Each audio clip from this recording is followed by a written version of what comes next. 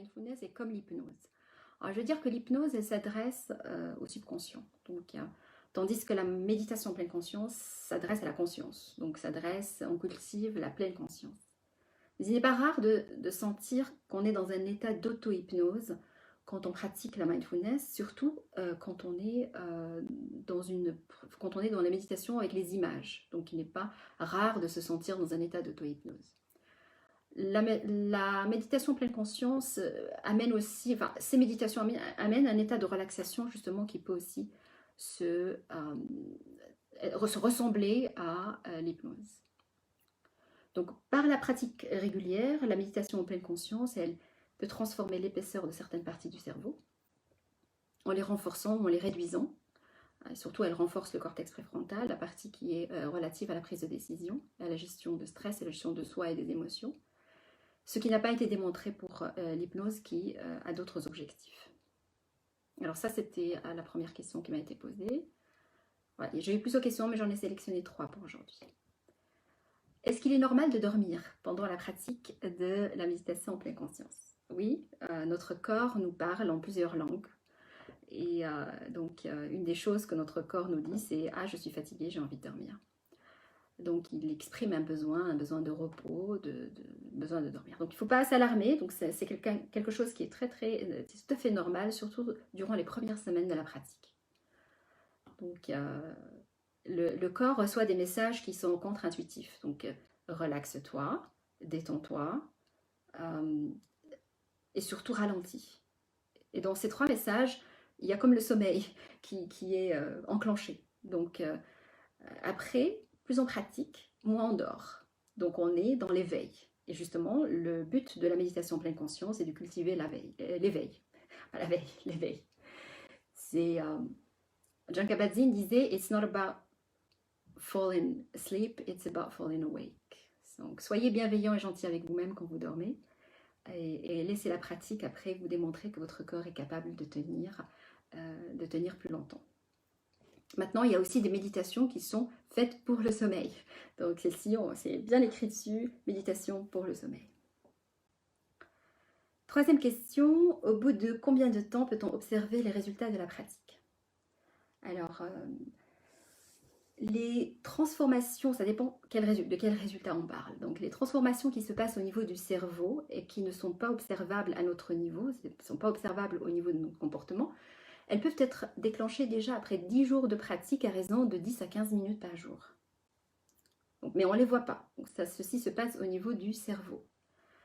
Et tout dépend de nos attentes et notre consistance et persévérance par rapport à la pratique. Donc les changements comportementaux prennent plus de temps, mais sont perçus par microsecondes. C'est quoi la microseconde? C'est le temps.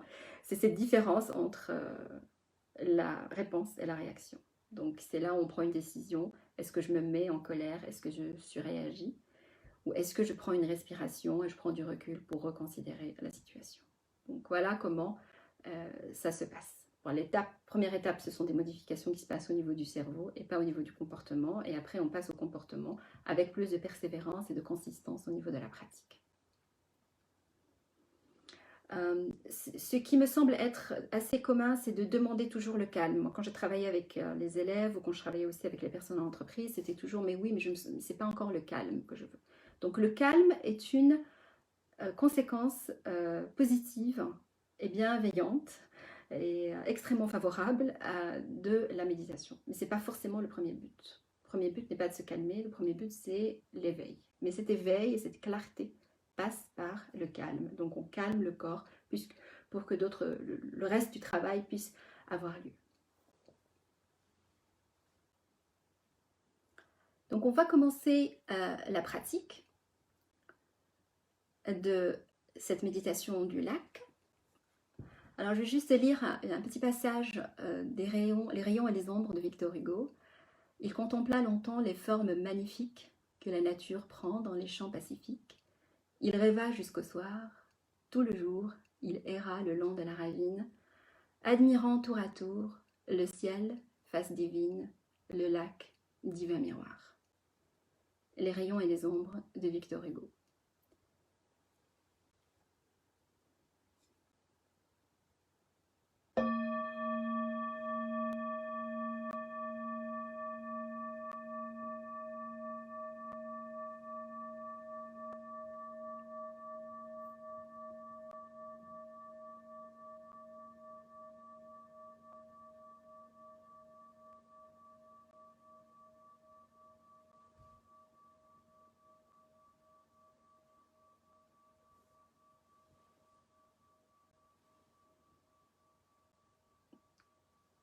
Dans le cadre de la méditation en pleine conscience, il est de coutume d'utiliser les images de la nature, le lac, la montagne, les rivières, les nuages, le ciel.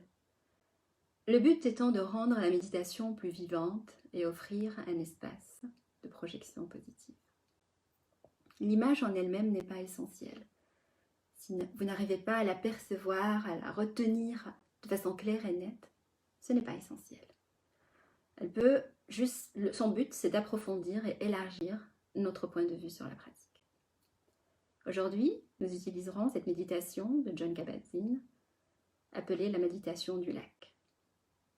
Pour certaines personnes, l'image du lac est très positive. Cette image est particulièrement adaptée à la posture allongée, parce qu'il s'agit d'une étendue d'eau. On peut cependant aussi bien la pratiquer assis. Nous savons que l'élément eau est aussi fondamental que la roche, et même que sa nature est plus forte que la roche, car l'eau pollue et attaque la roche. L'eau possède aussi la qualité merveilleuse de la réceptivité. Elle se sépare pour laisser entrer qui veut, puis se referme. Si l'on frappe la roche avec un marteau, en dépit de sa dureté, ou peut-être à cause d'elle, elle s'effritera et se fondra en plusieurs fragments. Mais quand vous frappez l'eau avec un marteau, tout ce que vous obtiendrez, c'est un marteau rouillé. C'est révélateur du pouvoir de l'eau. L'eau hydrate, l'eau lave, l'eau nourrit. L'eau inonde, détruit et engloutit. L'eau trouve toujours son chemin, en toutes circonstances. Sinon, elle en crée un. Je vous guiderai durant cette méditation. Je vous laisserai des moments pour avoir une pratique personnelle. Et à la fin de l'exercice, je sonnerai la cloche ou le bol. Je fermerai aussi le direct et comme ça, vous pouvez emporter avec vous les bienfaits de cette méditation. Si vous avez des questions ou envie d'interagir, vous reviendrez sur le forum ou sur la page pour interagir si ceci est votre souhait. Prenez une position confortable et centrez-vous sur votre respiration. Portez votre attention au mouvement qui accompagne chacune de vos inspirations et chacune de vos expirations.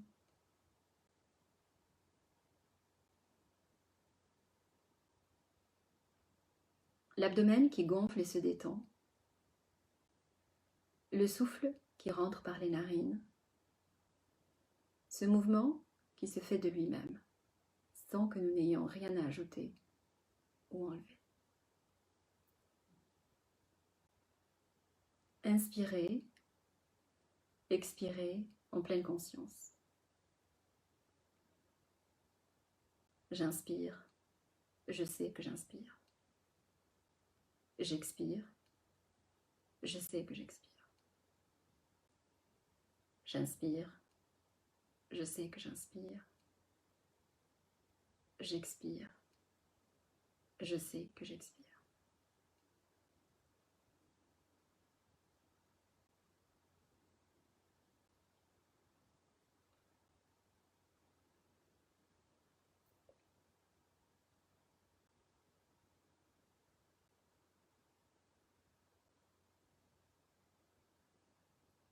Prenez conscience de votre corps en entier. Prenez conscience des points de contact de votre corps avec le sol. Les talons, les jambes, le dos, la tête, les bras, les mains. Et quand vous vous sentez prêt, fermez gentiment vos yeux et imaginez un lac.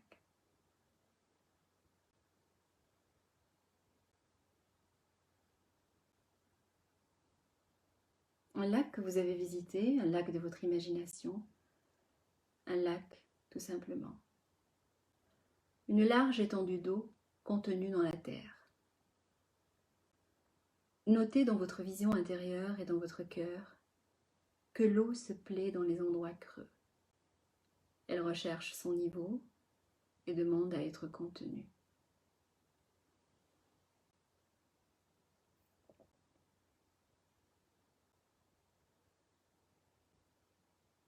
Votre lac pourra être profond ou non, bleu ou vert, transparent ou rempli de vases. Tel un miroir, il reflète les arbres, les rochers, le ciel et les nuages.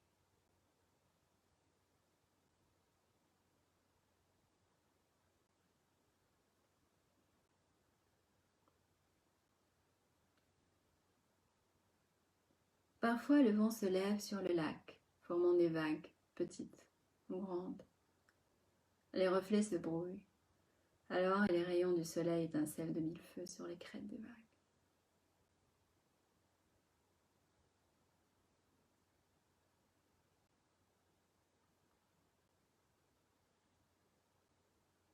Quand la nuit tombe, c'est le tour de la lune de danser sur le lac. Ou si la surface est calme, de s'y refléter avec les ombres et les silhouettes des arbres.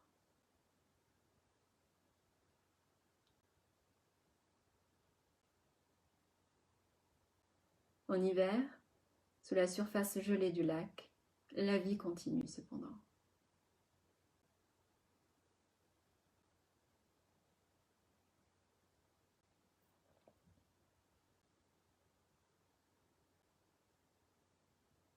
Votre lac change constamment au gré des saisons et des heures, sachant qu'il est toujours le même. Quand vous aurez établi l'image d'un lac dans votre œil intérieur, laissez-vous aller, étendu sur le dos, en méditation, à ne faire qu'un avec le lac.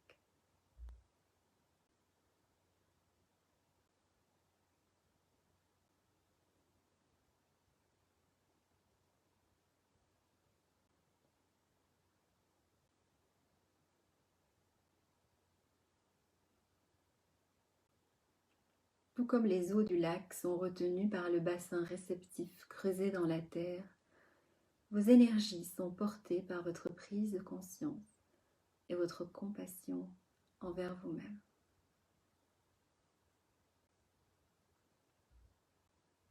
Tout comme les eaux du lac sont retenues par le bassin réceptif creusé dans la terre, vos énergies sont portées par votre prise de conscience et votre compassion envers vous-même.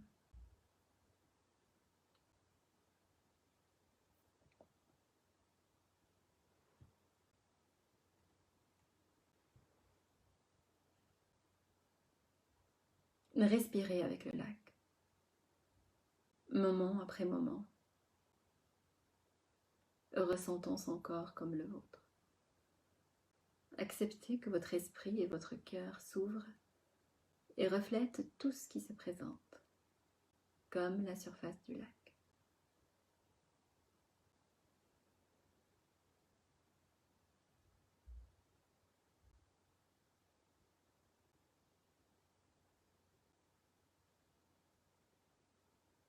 Respirez avec le lac.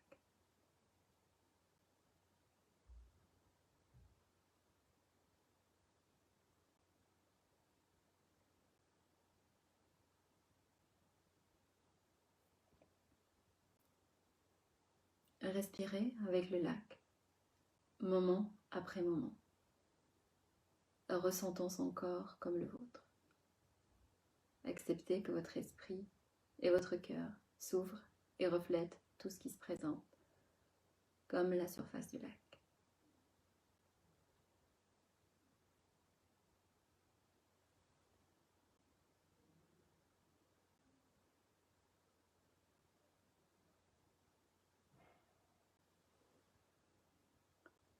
Faites l'expérience des moments de quiétude absolue pendant lesquels la réflexion de l'eau et l'eau sont parfaitement calmes.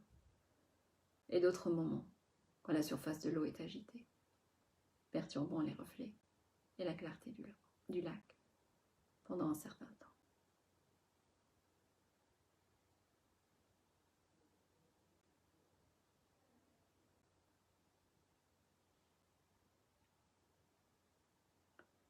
Faites l'expérience des moments de quiétude absolue, pendant lesquels la réflexion et l'eau sont parfaitement calmes.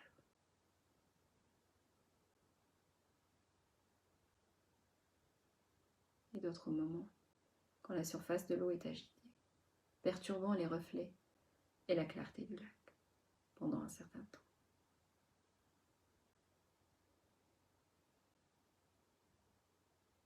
Qu'importe. Continuez la méditation en observant le jeu des différentes énergies en vous, les pensées fugaces, les sensations éphémères, les impulsions qui vont et viennent, comme les ondes ricochent sur le lac au gré du vent, des vagues, l'ombre et la lumière. Et respirez les odeurs et regardez les couleurs changeantes.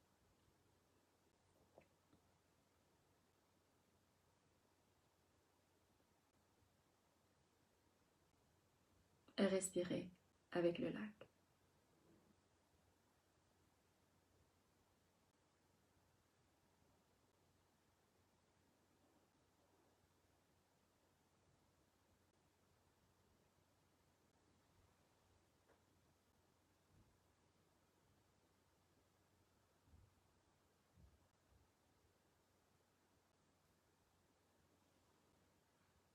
Est-ce que vos pensées et vos sensations troublent la surface du lac?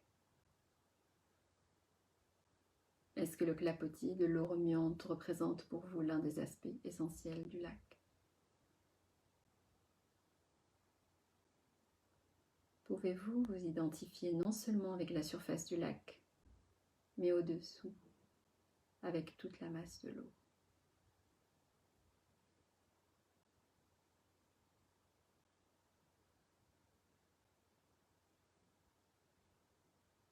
Respirez avec le lac.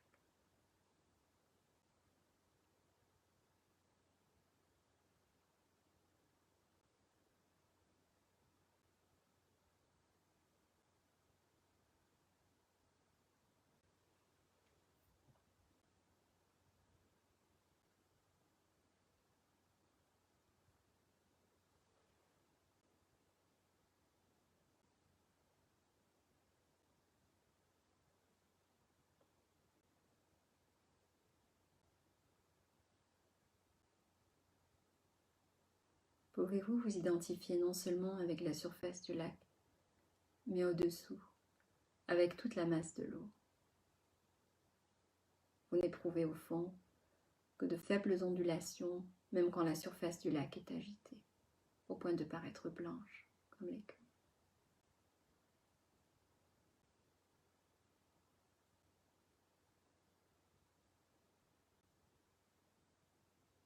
De la même manière, dans votre pratique et votre vie de tous les jours, vous vous identifierez non seulement avec le contenu de vos pensées et de vos sentiments, mais aussi avec le vaste réservoir inconscient sous la surface de l'esprit conscient. Un trésor auquel vous seul avez accès.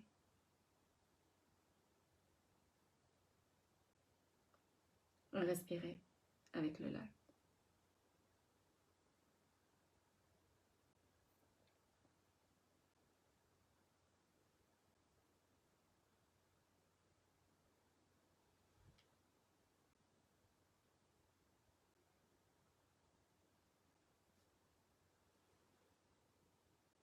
De la même manière, dans votre pratique et votre vie de tous les jours, vous vous identifierez non seulement avec le contenu de vos pensées et de vos sentiments, mais avec le vaste réservoir inconscient sous la surface de l'esprit conscient. Un trésor auquel vous seul avez accès.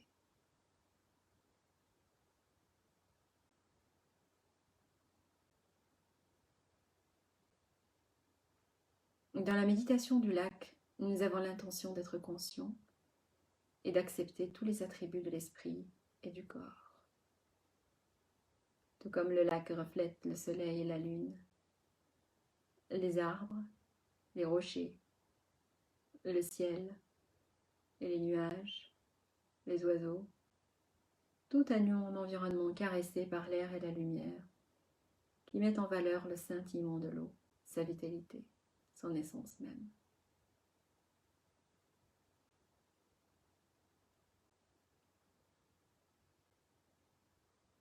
On va respirer avec le lac.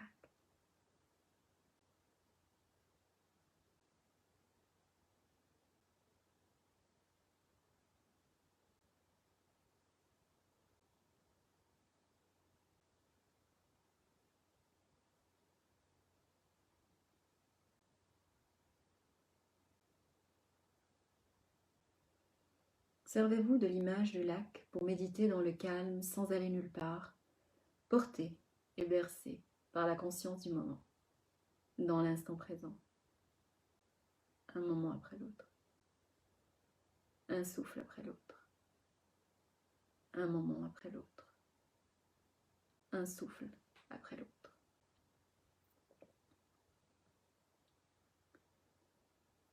Je vais vous laisser pratiquer pendant 3 minutes.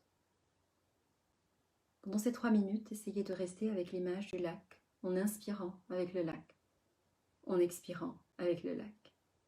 Vous pouvez vous répéter, j'inspire avec le lac, j'expire avec le lac.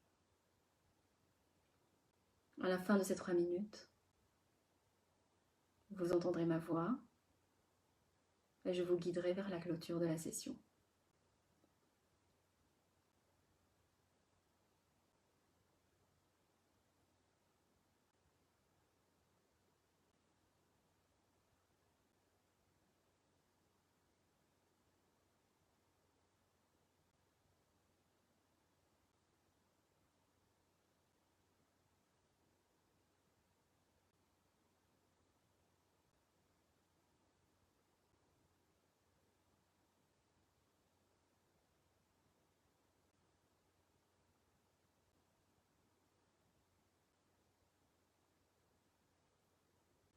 J'inspire avec le lac, j'expire avec le lac.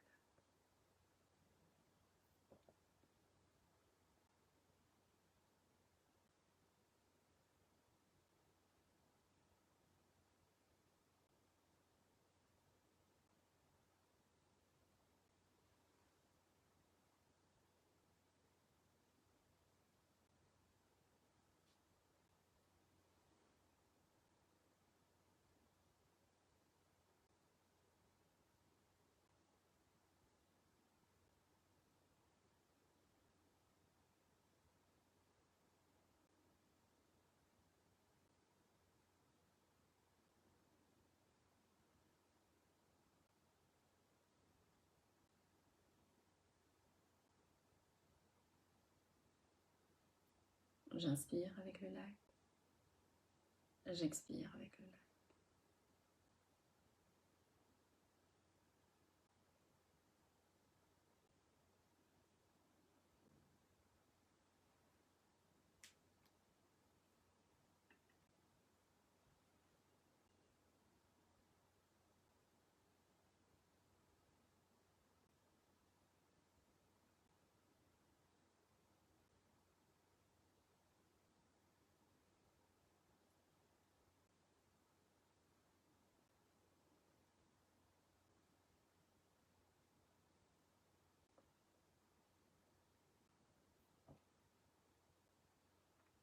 J'inspire avec le lac, j'expire avec le lac.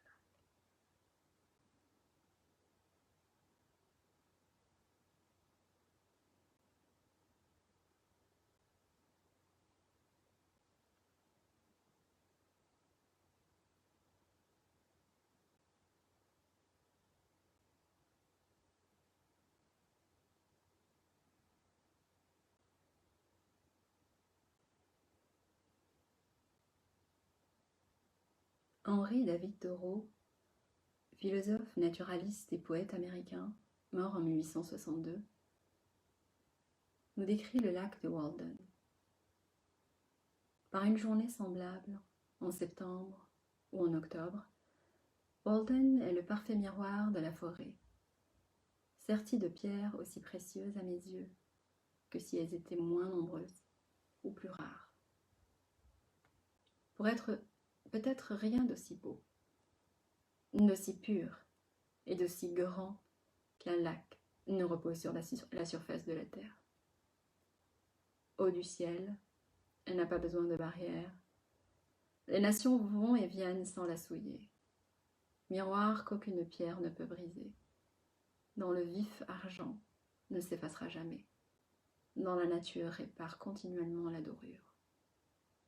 Aucun orage, aucune poussière ne peut tenir sa surface. Toujours limpide.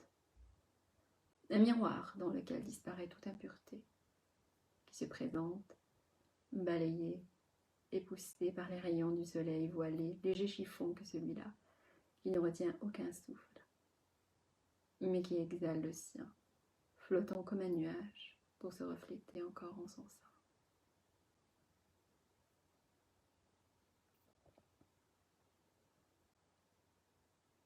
Thoreau nous dit aussi un lac est le trait le plus beau et le plus expressif du paysage.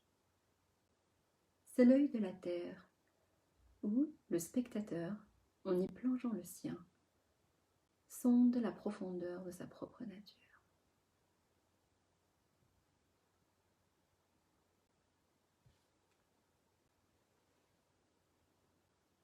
Dans les jours à venir, observez ce que votre esprit reflète. Observez le calme sous la surface de l'eau. Est-ce que cette image vous suggère d'autres manières de vous comporter dans votre vie, spécialement en période de crise ?